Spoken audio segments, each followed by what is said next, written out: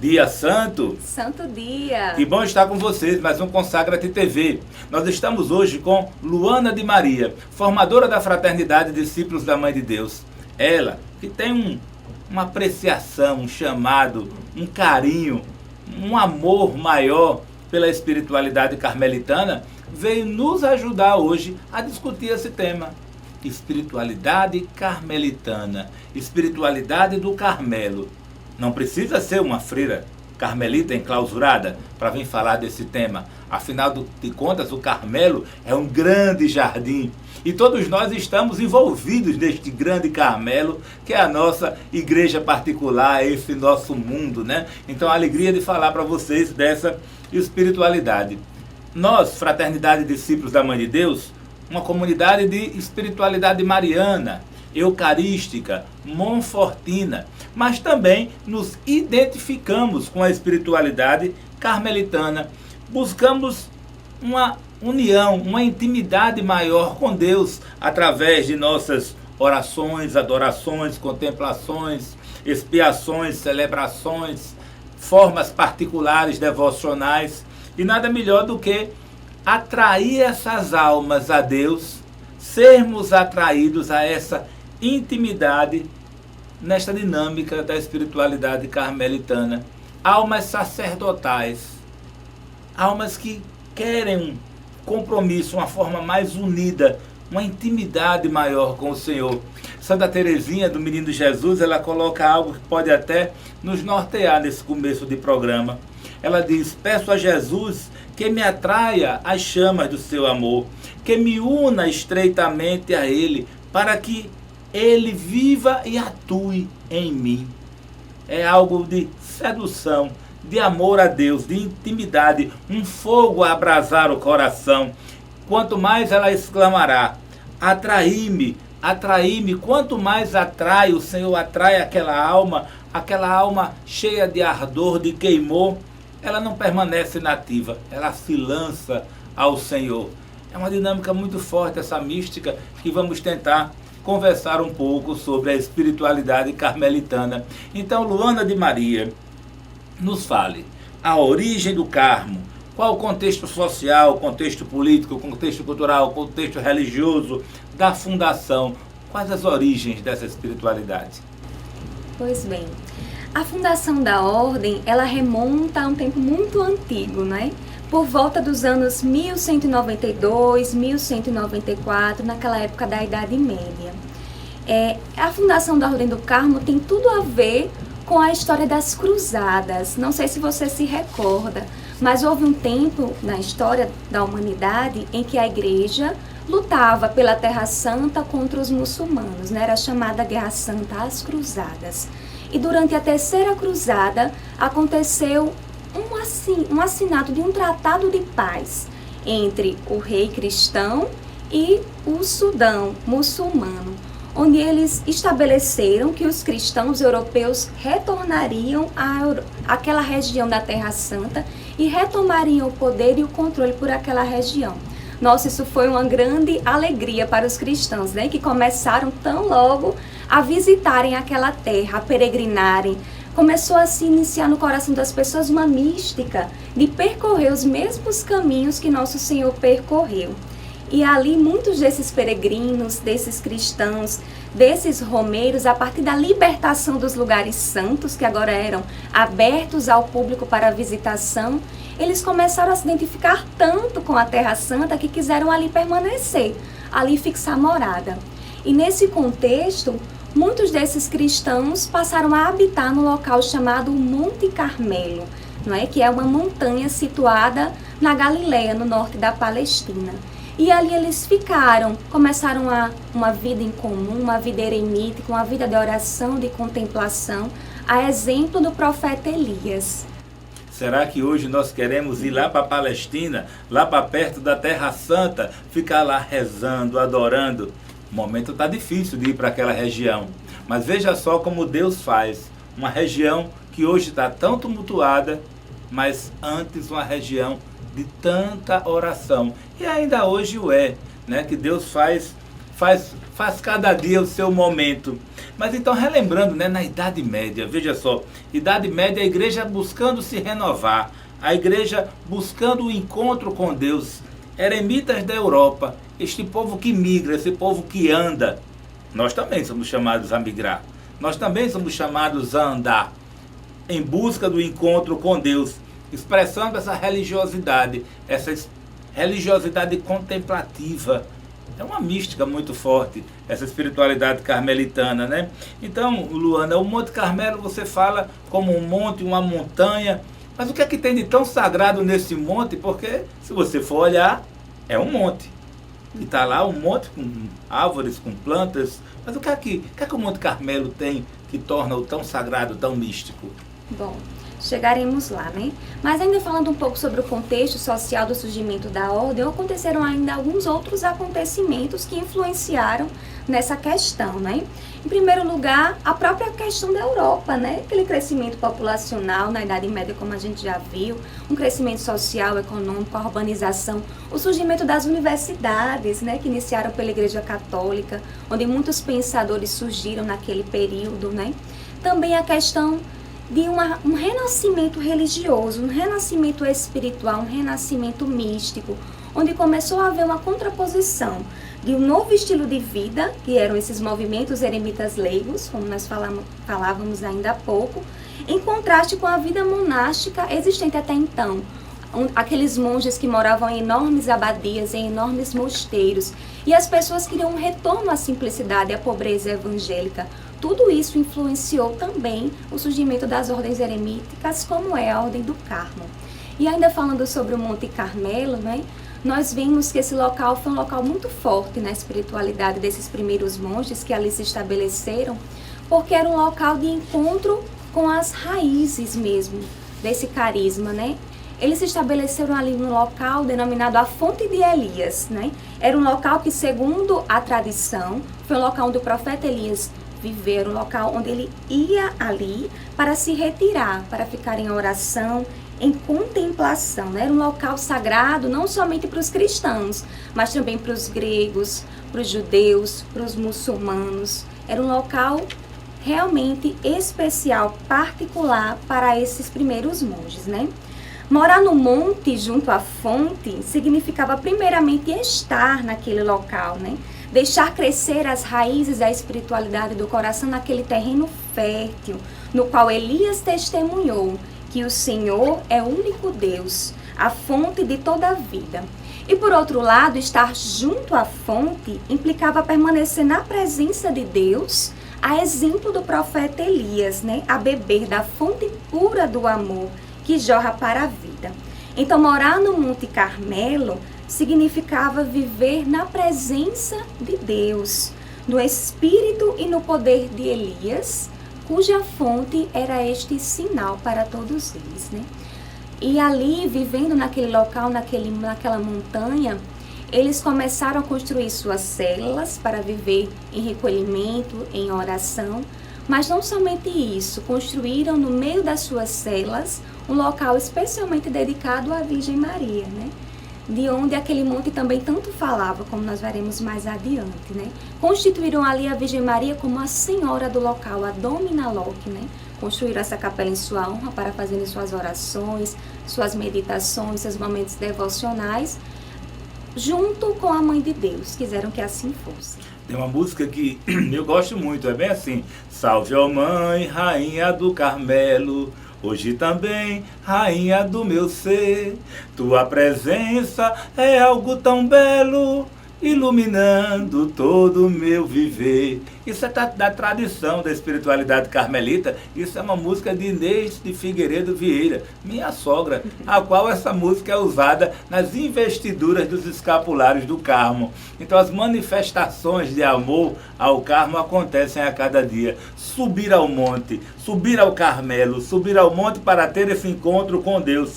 Interessante, Luana fala de muitos pontos, até porque a história do Carmo ela é muito rica e ela está tentando dar uma cronologia, mas na verdade ela sempre vai e volta e mistura-se, porque os santos carmelitanos, quantos santos formados ordem carmelita, né? Mas vamos entender. Olha só, ora, não há maior grandeza para a alma do que ser igualada a Deus. Veja só, os humildes serão exaltados. Então, como é que se iguala uma alma a Deus? Algo muito místico. São João da Cruz, que vem nessa busca de entendimento. E ele coloca, por isso, ele se serve somente do amor da alma. O amor daquela alma, pois é o próprio amor. É o amor que iguala o amado ao amor. O amor iguala quem ama ao objeto amado. Daí a espiritualidade carmelitana, ela sempre está em torno do amor. Teresinha, Teresona, João da Cruz, santos do amor, propagadores deste amor. Mas tudo isso vem lá de trás do profeta Elias. Então até onde tem coisas, tem relíquias do profeta Elias lá no Monte Carmelo. Então, Luana, como a figura do profeta Elias inspirou essa espiritualidade carmelitana, né? Qual a sua relação com a Ordem do Carmo? Porque Elias, ele chegou, o monte já estava lá. Então, como é que se dá isso de Elias, ele termina sendo uma referência maior à espiritualidade carmelitana? Sim, pois bem. Nós conhecemos ordens religiosas, por exemplo, os franciscanos, cujo fundador foi São Francisco de Assis, os dominicanos, cujo fundador foi São Domingos. Mas os carmelitas, eles não tinham, a princípio, alguém que fosse o fundador, o norteador daquela forma de vida, daquela espiritualidade que eles estavam começando a viver. Uma pessoa de carne e osso que os inspirasse a iniciar aquela vida, né? Eles simplesmente foram impelidos a iniciar esse ideal ao chegarem naquele local específico do Monte Carmelo, né? Mas esses primeiros cristãos, que inclusive é importante destacar, eram cristãos leigos, né? Aqueles primeiros eremitas. Eles chegaram ali não pela iniciativa de alguém, mas vivendo naquele local, naquele monte onde tudo lhes falava do profeta Elias e também da Virgem Maria, que nós vamos ver que é uma figura central na espiritualidade carmelitana. Sob a meditação da palavra de Deus, eles decidiram-se por imitar essas duas figuras, Elias e a Virgem Maria. E ali os próprios carmelitas elegeram a figura de Elias para ser o seu fundador, né? A fonte de inspiração de sua espiritualidade.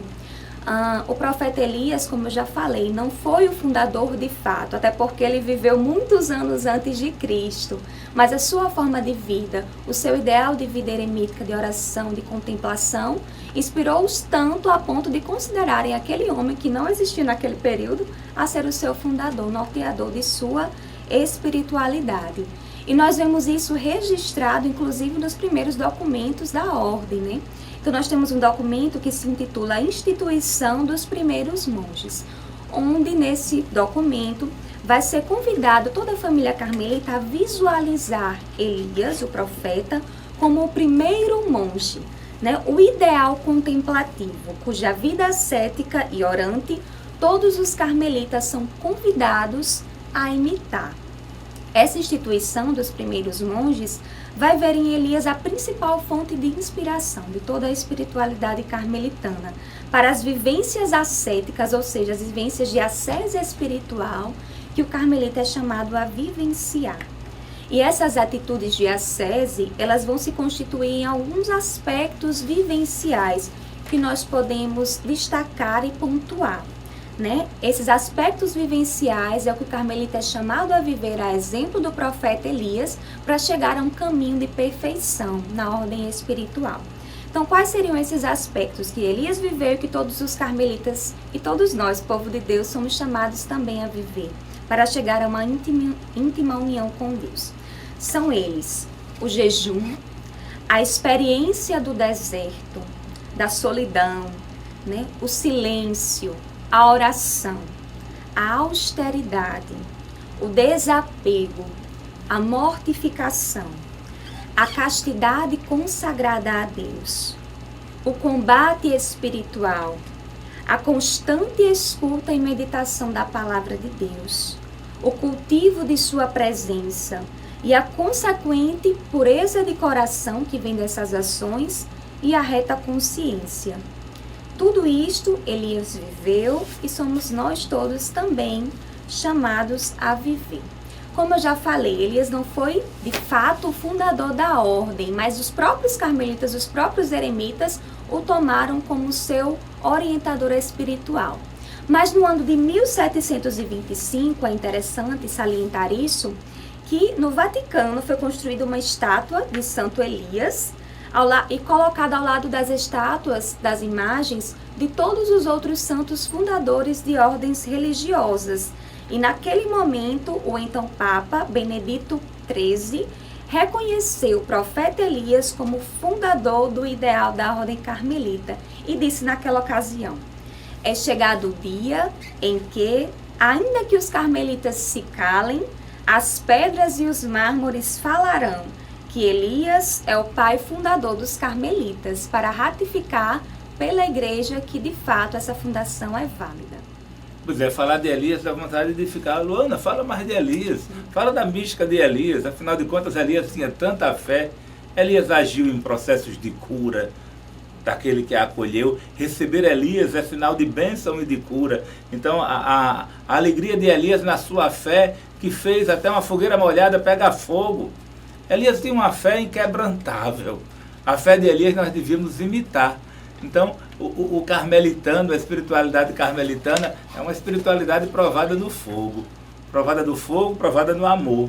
Então, Elias, eu acho que é uma referência muito, muito bela, muito autêntica de ter colocado o Santo Elias como o fundador dessa espiritualidade. Porque, afinal de contas, não poderia ficar acéfala. Todos tinham um fundador. E por que o Carmelo não?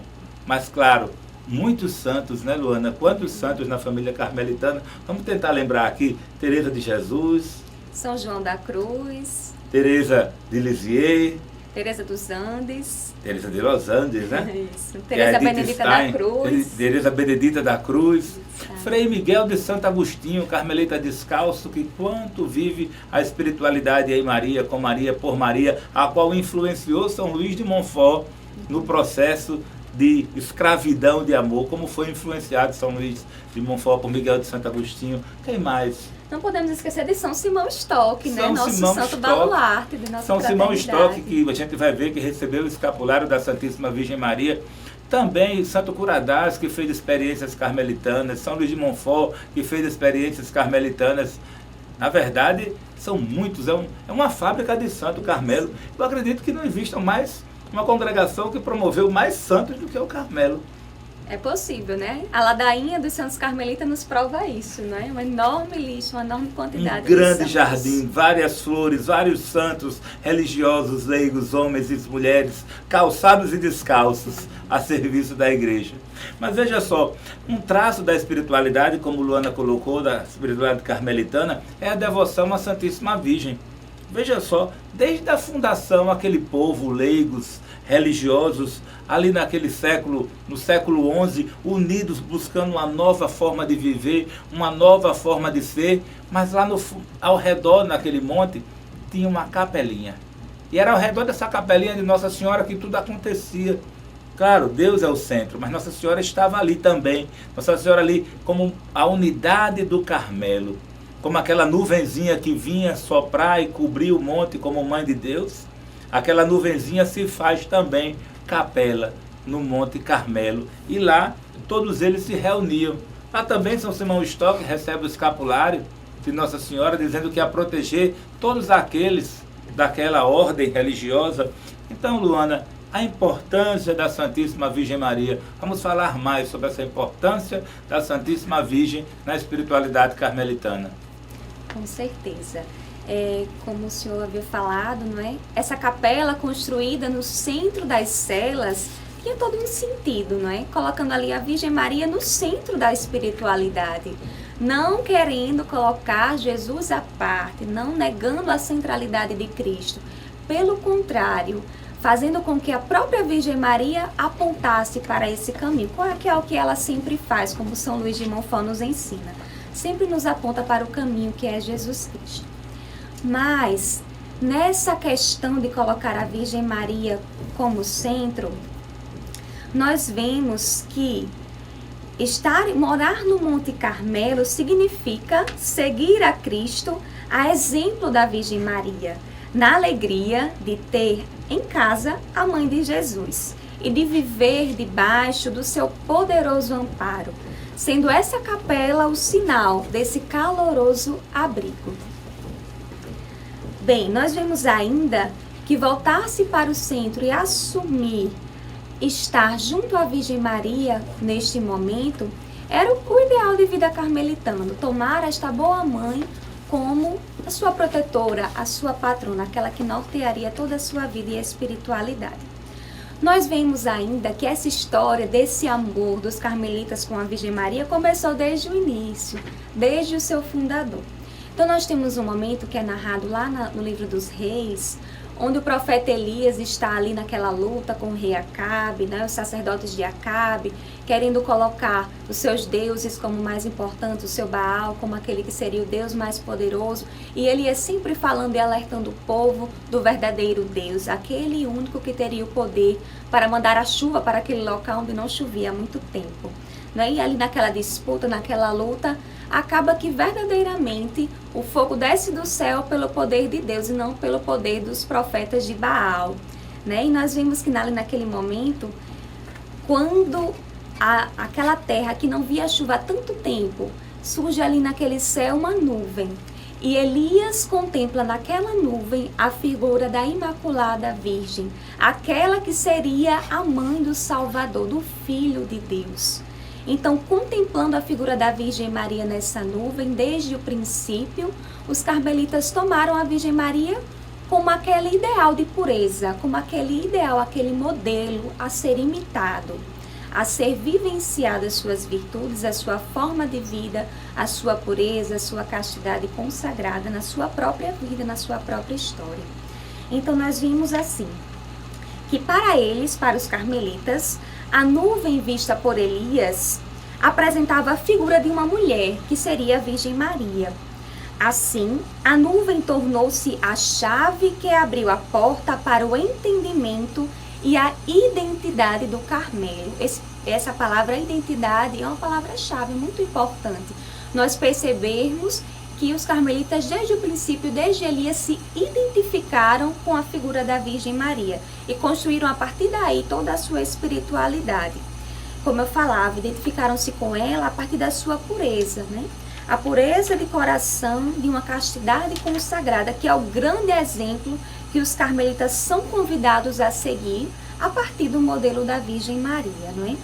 Então, para resumir, as antigas tradições carmelitanas contam que Elias, vendo essa nuvem que subia do mar e vendo nela a prefiguração da Virgem Maria, ele tomou uma resolução. Ele se sentiu inspirado a fazer um voto de castidade perpétua, de consagrar-se inteiramente em toda a sua figura masculina a Deus, para viver somente em obséquio dele.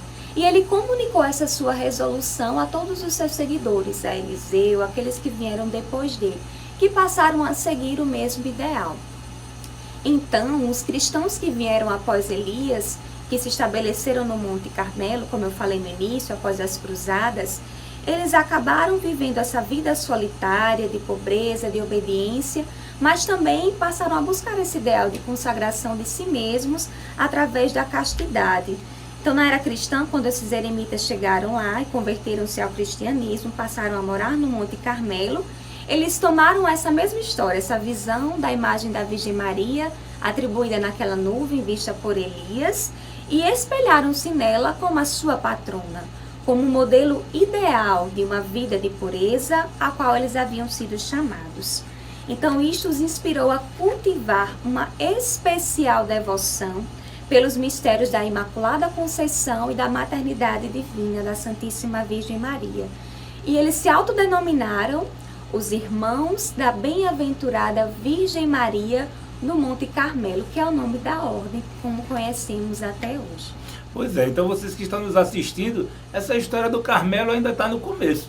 Pelo que eu estou vendo, Luana de Maria, ela não trouxe ainda o Carmelo para os nossos dias atuais. Então vamos fazer o seguinte. A gente vai ficar com a proposta de Luana voltar e trazer o Carmelo agora nos dias de hoje, mais da espiritualidade carmelitana, para podermos entender como viver essa espiritualidade hoje, com os santos de hoje, com o mundo de hoje, neste grande Carmelo que é a nossa cidade do Natal, que Nossa Senhora do Sorriso está lá com as irmãs carmelitanas, lá em Emaús, intercedendo e rezando por nós. Vamos ficar por aqui. Então, mandar um beijo para todos aqueles das missões que nos assistem, Itapetininga, São José do Rio Pardo, Montanhas e as missões mais antigas também. Um beijo para todos. Consagra-te. Consagra-te.